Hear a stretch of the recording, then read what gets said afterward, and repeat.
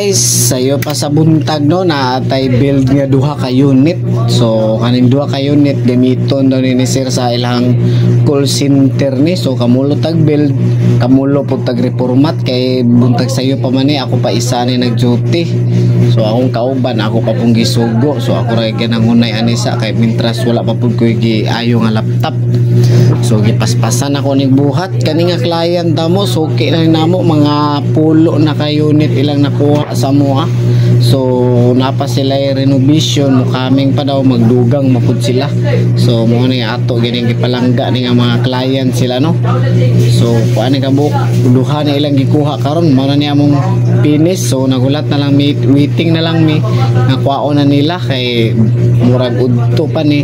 So hapon nila kuaon kay tulog pa sila pa sa buntag kay ilang duty ani call center manggod. So karon gikuha na gubot kaya mo shop. Grabe bibo kay mi dariya. Samot tag makatransfer mi sa Pikas, samot tag kabibo. So gikuha na. Gikarga na nila og taxi kay dadon pa ni sa kuan. Ambot asa ni dadon sa kanituan man siguro pagatpat. So tabangan na mo sila gahakot. So well gahakot naapod mi kaming naana pod bag-o nga magpa-build og computer. So timing kayo hapon na ra ba. So gipaspasan na mo. Dapat paspas gid mi ani no. So mo ni among bag-o na pon i-build. Kumana naman tong isa gikuha na mananapoy bag-o na mong i-build. So naay among kinakusgan nga builders diri among gi-hiring na mo ni diri. So nani gwapo kay power supply. So mao ni nga build, simple ra nga build pero ang casing kay hadlok man kayo, sada man kayo og casing. Simple ra kay specs ani. So mao ni among shop nagkagubot pa gid no. So nara gitabangan gid namo og build ilang gitabangan ako ani ga video ra ko ani vlogger biya. Unsa day ka? Oh, so trapo na nila mo ni among itaon nga ayo Gambias. Guwapo kay ni Gambias. So mao na ni. So istorya sila.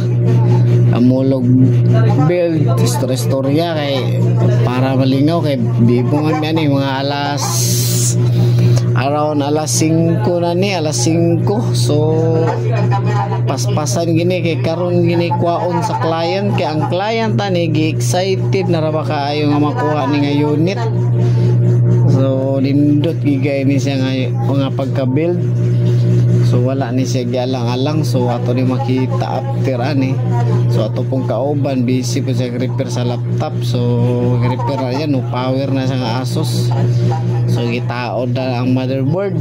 Kamulog taon medyo kunaagi ni pagkakuti ang mga ingon ani kay ano ni mga high-end build to na ra diha video ra diha. Wa ila sila ni bahala na da. Ila na ng trabaho ng mga ingon ana. Oh. Videographer, editor pa yata, technician bagid tao taraw. Tabangan na nila og build. Lindot na kay ni andar na simple ra gud kayo. Motherboard simple ra, Ryzen 5 rin ang processor ani. Simple ra, importante ang gipanindot ani pagayo ang casing o iyang fan ani. So importante gid kayo nga nindot imong unit no kay mura man atong ipanghinambog nga nindot pud tanaw na tong unit unsaon man atong unit yung mahal atong palit unya bati kayo tanawon. So sudlan og ilaga ra mga mulos no. So kaning ingon ani mahadlok ang ilaga na di kaya andar nindot na kayo. So ni palpak ni wala misiga ang iyang Gambias nga lights. So pagpalpak ani amo ning gitiwas giilisan ni. So mao na ni ang final ni tanawa ang final nindot na kayo. Giilisan na namo og kuan single pero guwapo kayo ni dark plus ang gipuli. Mao na ni ang final. So nakawaw gid ang tagiya ni. So wala gid sa nagmahay, satisfied client from Nazareth. So mao ra na guys, kinsay magpa-build PM lang visit